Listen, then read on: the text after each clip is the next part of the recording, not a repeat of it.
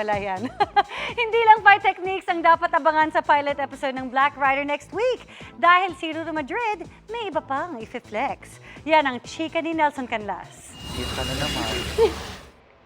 Why? Sa magkahiwalay na pagsalang ni Ruru Madrid at Bianca Umali sa GMA Integrated News interviews, kapwa naging emosyonal ang dalawa nang pag-usapan ang love nila para sa isa't isa. Sa loob ng 5.5 taon, nag-mature na raw sila as individuals and as a couple. May mga pagkakataon na mahal niyo isa't isa. May mga pagkakataon na sobrang hate niyo isa't isa. But it's a matter of kung gaano nyo pinapahalagahan ang isa't isa at kung gaano nyo nire-respeto ang isa't isa. I can say that I still love the same, but I don't just hold on to one form of love. I love Ruru, syempre. But now I have discovered the love I have for myself as well. And that keeps me strong. And it keeps my head straight.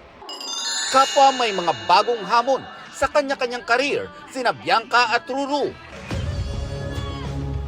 Kabilang si Bianca sa mga bagong tagapangalaga ng Brilyante sa Encantadia Chronicles, Sangre.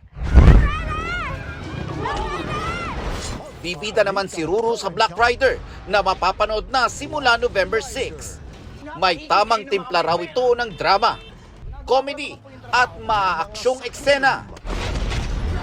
Bukod sa iba't ibang klase ng fight techniques, ipe-flex din niya ang kanyang motorcycling skills. Na fun fact, una raw niyang natutunan noong 17 years old pa lang siya. Yung mga stunts ng mga ilang motor, lalo na pagka alam kong kaya ko naman, kuya rin mag-jump, or sometimes pagka kayang iwili ko. Nelson Canlas, updated sa Showbiz Happenings. Para sa mas mahabang chikahan, visit and subscribe to GMA Integrated News on YouTube. At para sa mga kapuso natin abroad, samahan niyo kami sa GMA Pinoy TV at www.gmanews.tv.